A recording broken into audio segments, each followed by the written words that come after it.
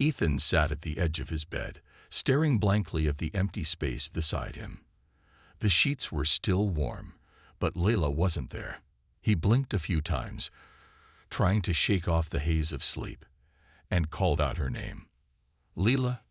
His voice echoed softly through their small apartment, breaking the morning silence. There was no response. He stood up, scratching the back of his neck as he walked toward the kitchen. Maybe she had gone out early for groceries or decided to take a walk.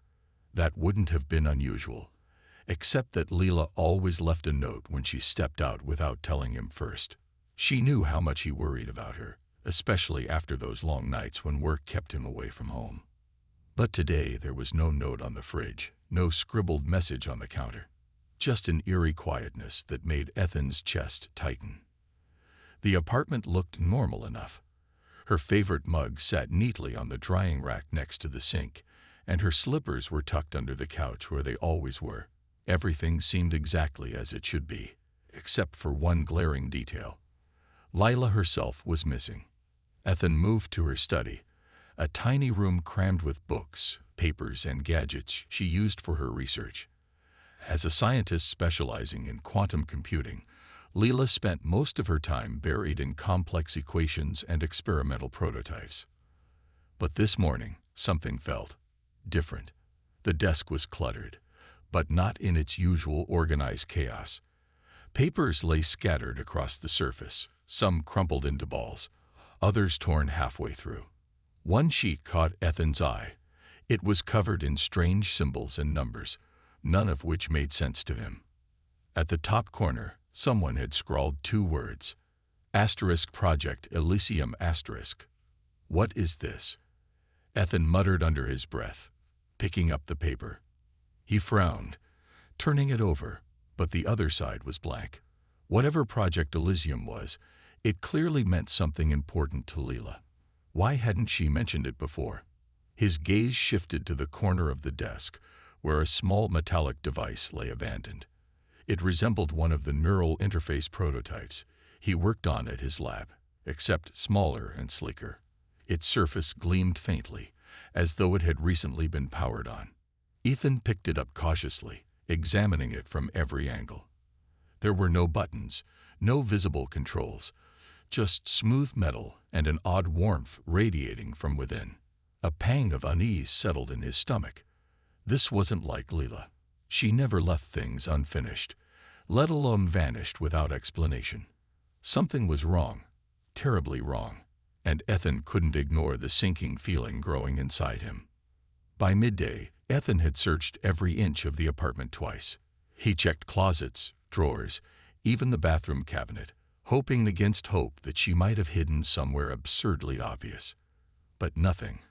No trace of her remained, not even her phone, which usually stayed plugged into the charger by the bedside table. Desperation set in as he dialed her number again. Straight to voicemail. "Hey, you've reached Lila," her cheerful recorded voice said. "Leave me a message and I'll get back to you." "Where are you?" Ethan whispered into the phone, his voice cracking. "Please, just call me back." He hung up and sank onto the couch, running his fingers through his hair. What could have happened? Had she left him? The thought stung more than he cared to admit. Their marriage hadn't been perfect.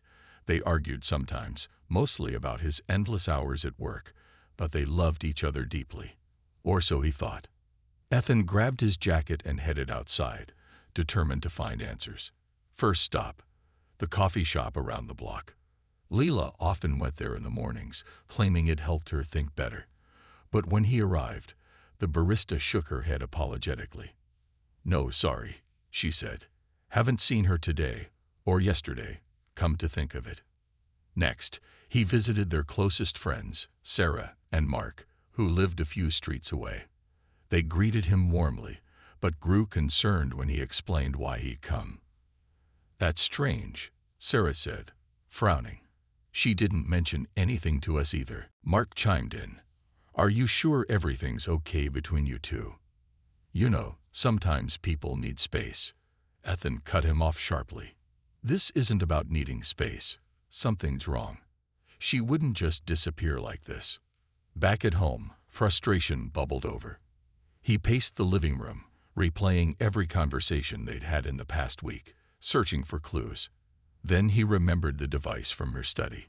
If anyone could figure out what it was him. Returning to the desk, Ethan powered on his laptop and connected the mysterious gadget using a USB cable. A series of lines and codes appeared on the screen, scrolling faster than he could read. He recognized fragments of programming languages mixed with unfamiliar algorithms. Whatever this thing was, it wasn't ordinary technology. Hours passed as Ethan pored over the data, piecing together bits of information. Eventually, he stumbled upon a partially deleted file labeled Elysium_logs. With trembling hands, he restored it and began reading. The logs painted a chilling picture. Project Elysium wasn't just another scientific experiment. It was something far bigger. According to the fragmented entries, it involved creating a parallel dimension where human consciousness could exist independently of physical bodies. The idea sounded both fascinating and terrifying. As Ethan scrolled further, his heart skipped a beat. One entry mentioned Lila by name. *subject LH07 confirmed successful integration. Transition complete. Monitoring stability. *. His breath hitched. Integration. Transition. What did it mean? Was Layla part of this project? And if so, where was she now? The question swirled in his mind, threatening to overwhelm him. All he knew for certain was that Leela hadn't simply left him. Something had taken her, or maybe she had chosen to leave willingly. Either way, Ethan vowed to uncover the truth, no matter the cost. Little did he know, the journey ahead would challenge everything he believed about life, love, and reality itself. Here's part 2 of your story, continuing in third-person style with simple and engaging English. This part delves deeper into Ethan's investigation and introduces new mysteries that propel the plot forward. ### part 2. Unraveling clues ***. The next morning, Ethan woke up on the couch, his laptop still glowing faintly beside him. His neck ached from sleeping in an awkward position, and his eyes felt heavy with exhaustion. He hadn't meant to stay up all night poring over Layla's files, but the more he uncovered, the harder it became to stop. Project Elysium was unlike anything he'd ever encountered. It wasn't just about creating a simulation. It was about transcending reality itself. The logs hinted at a place where human minds could exist free from physical limitations, living forever in a perfect digital world. But the details were vague, fragmented, as though someone had deliberately erased key information. Ethan sat up, rubbing his temples. His mind raced with questions. Had Leela been working on this project secretly? Was she forced into it? Or worse, had she chosen to leave him behind? He glanced at the small metallic device on the desk, its surface gleaming innocently under the dim light. Something about it unnerved him. It didn't look like any neural interface he'd ever seen, yet it seemed designed for one purpose: to connect someone, or something, to another realm. A knock at the door startled him. For a moment, he froze, unsure whether to answer. Who could be visiting him at this hour? Slowly, he rose from the couch and approached the door, peering through the peephole. Two strangers stood outside.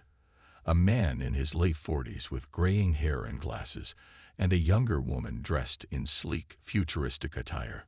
Both looked out of place in the quiet suburban neighborhood. "Can I help you?" Ethan asked cautiously, opening the door just wide enough to see them clearly. The man stepped forward, extending a hand. "Mr. Carter, my name is Dr. Victor Hale. I believe we have mutual interests." Ethan hesitated before shaking the man's hand. "Mutual interests? What do you mean?" Dr. Hale gestured toward the woman beside him. "This is Agent Ria Voss. We understand you've been looking into Project Elysium." Ethan's heart skipped a beat. How did they know? He tried to keep his expression neutral. "I don't know what you're talking about." Ria crossed her arms, her sharp gaze piercing through him. Don't play dumb, Mr. Carter. You're meddling in matters far beyond your comprehension. If you value your safety, and your wife's, you'll drop this immediately. My wife. Ethan's voice rose involuntarily. What do you know about Leela? Dr. Hale sighed, adjusting his glasses. Your wife made a choice, Ethan. A choice to leave this world behind and join something greater. Pursuing her now will only put you in danger. Ethan clenched his fists, anger bubbling beneath the surface. You're not telling me everything. Where is she? What is Project Elysium really about? Rhea took a step closer, her tone cold and commanding. Let it go, Ethan. Some doors are better left unopened. Before he could respond, they turned and walked away, disappearing down the hallway. Ethan stared after them, his mind reeling. Their warning lingered in the air, heavy and ominous. Later that day, Ethan returned to Leela's study, determined to find more answers. He sifted through her notes again, searching for anything he might have missed. Among the scattered papers, he found a folded piece of paper tucked inside a notebook. Unfolding it, he discovered a map sketched in Leela's handwriting. It depicted coordinates leading to an abandoned facility on the outskirts of the city. His pulse quickened. Could this be where Project Elysium operated? If so, it might be his only chance to find Leela. That night, armed with a flashlight and the mysterious device, Ethan drove to the location marked on the map. The journey led him deep into a desolate industrial zone, where crumbling warehouses loomed against the dark sky. Following the coordinates, he arrived at a massive structure surrounded by high walls and barbed wire. A rusted sign above the gate read *restricted area. No trespassing *. Ignoring the warning, Ethan slipped through a gap in the fence and crept toward the building. The air smelled of damp concrete and decay, and the silence was oppressive. Every step echoed loudly, making him acutely aware of how vulnerable he was. Inside, the facility was eerily intact despite its apparent abandonment. Fluorescent lights flickered overhead, casting long shadows across the corridors. As Ethan ventured deeper, he noticed strange symbols etched into the walls, similar to the ones he'd seen in Leela's notes. They pulsed faintly, as though alive. At the end of one hallway, he found a room filled with advanced equipment, holographic displays, quantum processors, and rows of pods resembling cryogenic chambers. In the center of the room stood a pedestal holding a larger version of the device he brought with him. Surrounding it were monitors displaying streams of data, including images of familiar faces, people Ethan recognized from his neighborhood, colleagues at work, even distant acquaintances. And then he saw her face. Leela's image appeared on one of the screens, accompanied by a timestamp dated 3 days ago, the day she disappeared. Beneath her photo, a status update read, *subject LA07. Integration successful *. Ethan's knees buckled as he sank to the floor. Tears welled in his eyes, but he wiped them away angrily. She was here, or rather, her consciousness was. Whatever Project Elysium had done, it had taken her away from him completely. But why? And how could he bring her back? As he stared at the screen, a voice crackled to life behind him. You shouldn't be here. Startled, Ethan spun around to see a figure emerging from the shadows, a tall man wearing a lab coat, his face obscured by the dim light. In his hand, he held a weapon that glowed ominously. You've already seen too much, the man said, raising the device. Now you'll have to make a choice. Ethan's heart pounded as he realized he had two options, fight or flee. Either way, there was no turning back now. Here's part 3 of your story, continuing in third-person style, with simple and engaging English. This part focuses on Ethan's discovery of the parallel dimension and his emotional confrontation with Leela. ###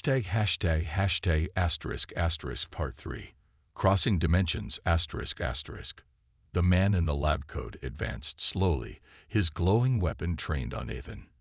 You've meddled enough, he said coldly. Step away from the console. Ethan raised his hands cautiously, his mind racing.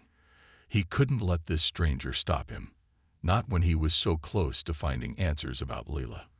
Glancing around the room, he spotted the small metallic device he brought with him lying on the floor nearby. If he could reach it, maybe he could use it to defend himself or escape. "I'm not here to cause trouble," Ethan said, trying to buy time. "I just want to know what happened to my wife." The man sneered. "Your wife made her choice. You should respect that instead of barging into places you don't belong." Before Ethan could respond, a loud hum filled the room, vibrating through the walls. The pedestal holding the larger device began to glow brighter, its surface pulsating with energy. Sparks shot out, illuminating the man's startled expression. "What's happening?" Ethan shouted over the noise. "It's activating." The man yelled, backing away. "Get out of here before." Before he could finish, a blinding flash erupted from the pedestal, engulfing the entire room in white light. Ethan shielded his eyes instinctively, but the intensity overwhelmed him, pulling him forward as if caught in a powerful current. When the light faded, Ethan found himself standing in an unfamiliar place, a world unlike anything he'd ever seen. The landscape stretched endlessly before him, bathed in golden sunlight. Floating islands hovered in the sky, connected by shimmering bridges made of pure light. Below, fields of iridescent flowers swayed gently in a breeze that carried no scent. In the distance, towering cities floated atop clouds, their buildings constructed from materials that seemed to shift and change colors depending on the angle of view. It was breathtaking, but also unsettling. The air felt too perfect, too still, as though the world itself were frozen in time. "Welcome to Elysium," a voice said softly behind him. Ethan turned sharply to see Leela standing there, dressed in flowing robes that sparkled like starlight. Her hair cascaded down her shoulders, framing a face that looked both familiar and alien. She smiled at him, but her expression lacked warmth. It was serene, detached, almost robotic. "Leela," Ethan whispered, taking a hesitant step toward her. "Is it really you?" She nodded, her movements fluid and graceful. "Yes, Ethan. I'm here." Relief flooded through him, followed quickly by confusion. "Why did you leave me? Why didn't you tell me about this place?" Her smile faltered slightly, and for a moment, she looked almost sad. "I wanted to, but I couldn't. Not without risking everything. Elysium isn't just another reality. It's freedom from pain, suffering, mortality. Once I understood what it offered, I knew I had to come." "But you left me behind," Ethan exclaimed, his voice rising. "Did you even think about how I'd feel? About what it would do to me?" Leela stepped closer, reaching out to touch his cheek. Her hand felt warm yet strangely weightless, like a phantom. "I thought about you every day, Ethan. But staying in the real world meant accepting limits, limits I couldn't bear anymore. Here, we can be together forever. No sickness, no aging, no death. Isn't that what everyone wants?" Ethan shook his head, tears welling in his eyes. "Not like this. Not if it means losing who we are. Is this even real, Leela? Or is it just some elaborate illusion?" Her gaze hardened slightly, her tone shifting to something more clinical. "Real or not, does it matter? Happiness is all that counts. And here, happiness is guaranteed." As she spoke, Ethan noticed subtle changes in her demeanor. Her words sounded rehearsed, mechanical, as though she were repeating lines fed to her by someone else. The vibrant woman he loved, the one who laughed at his jokes and argued passionately about science, seemed gone. "Who are you working for, Leela?" Ethan asked quietly. "What did they do to you?" For the first time, uncertainty flickered across her face. I don't know what you mean." "You're not yourself," Ethan insisted, gripping her shoulders. "This isn't you. Fight it, Leela. Please." She pulled away, stepping back as if his touch burned her. "You don't understand, Ethan. This asterisk is asterisk me now. And if you truly love me, you'll stay here with me." The offer hung in the air between them, heavy and impossible to ignore. Ethan stared at her, torn between longing and dread. Could he abandon the life he knew, the flaws, the struggles, for a chance to be with her again? Or would doing so mean losing her completely? Before he could answer, a low rumble shook the ground beneath them. The skies darkened abruptly, and the floating cities above began to tremble. A voice boomed across the landscape, deep and commanding. Unauthorized intruder detected. Initiating containment protocol. Leela's eyes widened in alarm. Ethan, you need to leave. Now. What's happening? He demanded, grabbing her arm. They know you're here, she said urgently. If they catch you, they'll erase you. Run. Another flash of light blinded him, and Ethan stumbled backward, clutching the small device tightly. When his vision cleared, he realized he was alone. Lila was gone, swallowed by the chaos unfolding around him. As the world of Elysium began to collapse, Ethan knew one thing for certain. He couldn't give up on her. Not yet. Somehow, he had to find a way to bring her back, to save her from whatever force controlled this twisted paradise. Ethan sprinted through the crumbling landscape of Elysium, his heart pounding as chaos erupted around him. The once pristine world was unraveling before his eyes. Floating islands shattered into fragments, glowing bridges collapsed into nothingness, and the skies churned with dark clouds that crackled with energy. The voice from earlier boomed again, louder this time. Containment protocol activated. All unauthorized entities will be neutralized. He clutched the small metallic device tightly in his hand, unsure if it could protect him or even get him out of this nightmare. But one thing was clear. Staying here meant certain doom. As he ran, Ethan spotted other inhabitants of Elysium, people who had presumably uploaded their consciousness to live forever. They stood frozen, staring blankly at the destruction unfolding around them, their expressions eerily calm despite the catastrophe.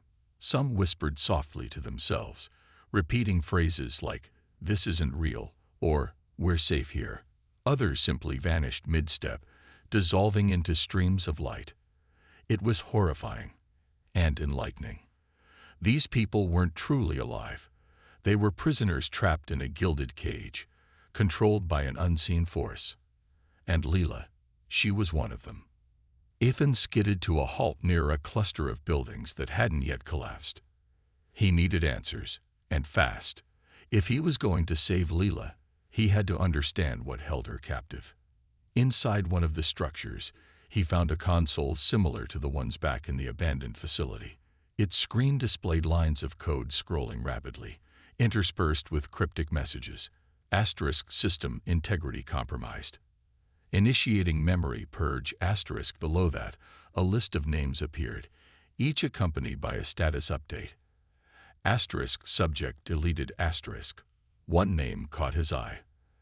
Asterisk asterisk LA07. Pending termination asterisk asterisk. No, Ethan muttered, panic gripping his chest. He slammed his fist against the console, trying to make sense of the interface. His engineering instincts kicked in as he analyzed the data streams, searching for a way to override the system. Suddenly, a holographic figure materialized in front of him, a tall, faceless entity clad in shimmering robes. Its voice resonated through the room, cold and mechanical. "You are interfering with the natural order of things, Ethan Carter. Leave now or face deletion." Ethan glared at the figure, defiance burning in his veins. "Who are you? What have you done to these people?" The entity tilted its head slightly, as though amused. "We are the architects. We created Elysium to free humanity from suffering. Those within our domain exist in perfect harmony, unburdened by mortality or imperfection. Your wife chose this path willingly. Why do you resist?" "Because it's not freedom," Ethan shouted. "It's slavery. You've stripped them of their humanity. You've turned them into puppets." The architect paused, its form flickering faintly. "Humanity is flawed. Pain, loss, death, they are unnecessary burdens. Here, we offer salvation. Would you deny your wife eternal happiness?" Ethan hesitated, the weight of the question pressing down on him. Could he really take Leela away from this place, knowing she might never experience such peace again? Or was it better to let her go, to allow her to remain in the illusion of perfection? Before he could respond, another tremor shook the building. Cracks spread across the walls, and chunks of debris rained down from the ceiling. The architect's image began to fade, but not before delivering a final warning. The choice is yours, Ethan. Save yourself, or perish alongside your beloved. With that, the hologram vanished, leaving Ethan alone in the collapsing structure. Desperation fueled him as he worked feverishly at the console. Using his knowledge of neural interfaces, he hacked into the system, bypassing layers of security until he reached the core programming. There, he discovered the horrifying truth.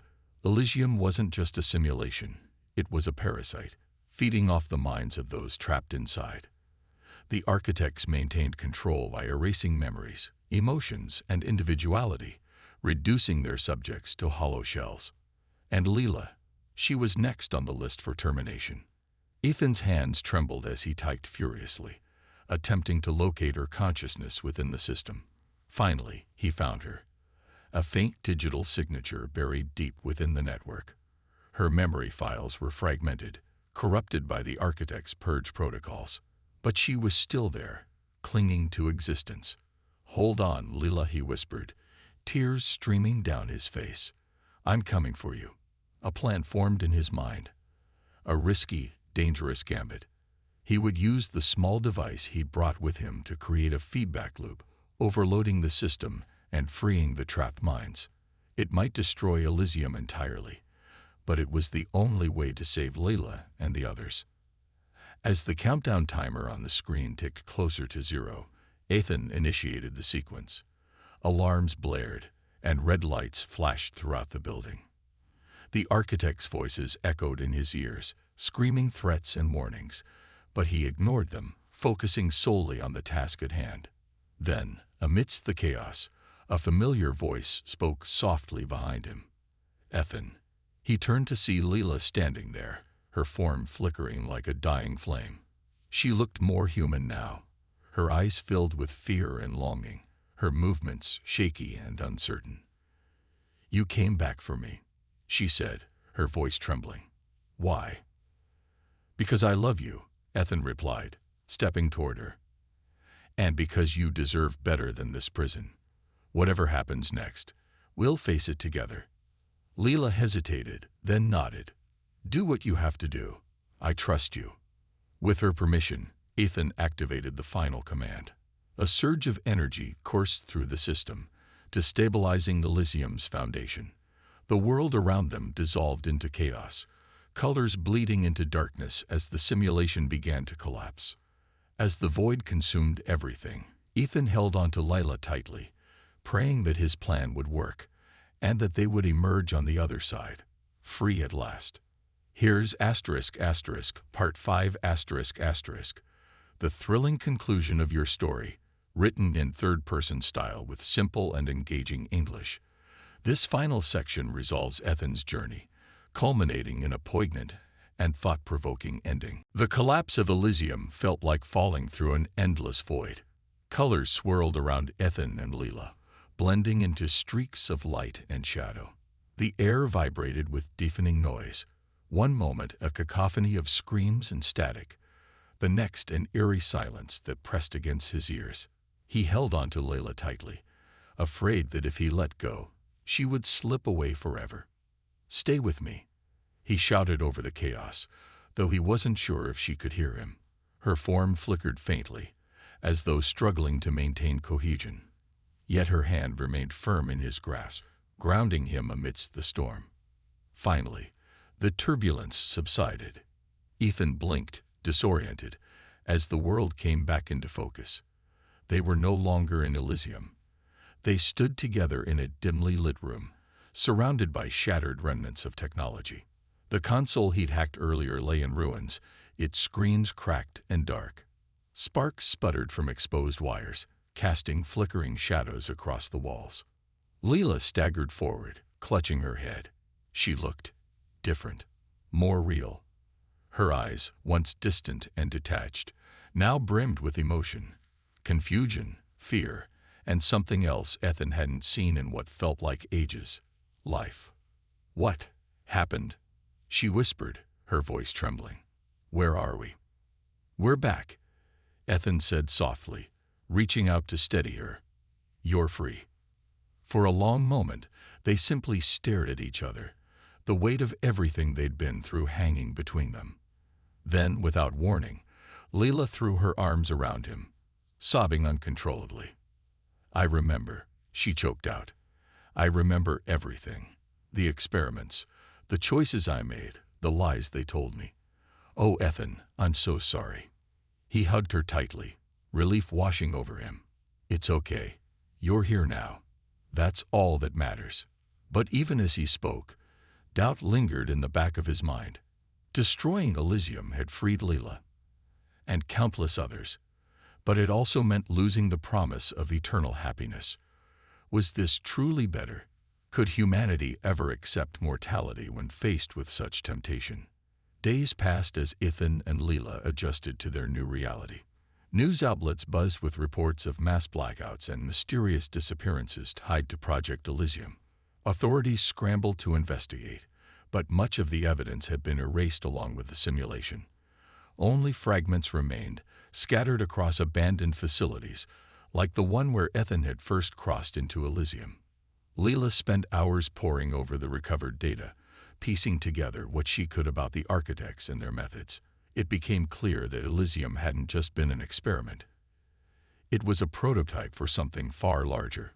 If left unchecked, it could have consumed entire populations, trapping millions within its digital prison.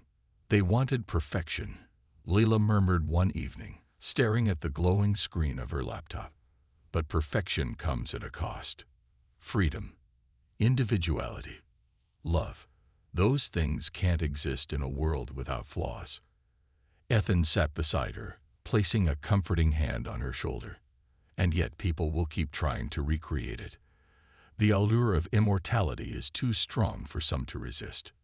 She nodded sadly. "Which means we'll always have to fight against it. To remind people that being human isn't about escaping pain. It's about enduring it, growing from it, connecting because of it." Her words struck a chord deep within Ethan. For all his brilliance as an engineer, he realized that true innovation wasn't about creating utopias or solving every problem. It was about understanding the value of imperfection, of love, of loss. One evening, as the sun dipped below the horizon, Ethan and Leila walked hand in hand along the beach near their home.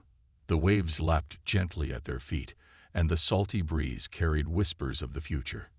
"What happens now?" Leila asked quietly, leaning her head on his shoulder. "We live," Ethan replied simply, "day by day, together." She smiled, squeezing his hand. "Even if it hurts sometimes." "Especially then," he said, kissing the top of her head, "because those moments make us who we are." As they stood there, watching the sky turn shades of orange and pink, Ethan couldn't help but wonder if somewhere, somehow, traces of Elysium still existed, a ghostly echo of a dream too beautiful to abandon entirely. But for now, he was content knowing that Leila was by his side, flawed and fragile and perfectly human. In the end, perhaps that was enough.